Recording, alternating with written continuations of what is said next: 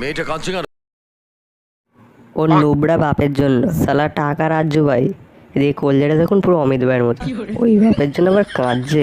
কি বলবো কাকু, আমি কিল চুরি করি বলে মেয়ের বিয়ে দেবেন আমার সাথে?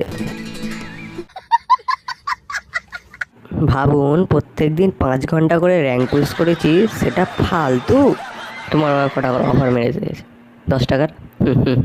আমি 80 টাকার টপ আপ মেরে দেবো, বুঝেছো? এইসব বাবাদের কি করতে হয় জানেন? মোবিলে চুবে না পুরো ঘাবড়াতে হয়। আগে পিছনে না দেখে মেয়েদের ইমপ্রেস করার জন্য কিল চুরি করো তোমরা? কোত্থেকে এত সাহস পাও তোমরা? কেন? বন্ধুদের কাছ থেকে।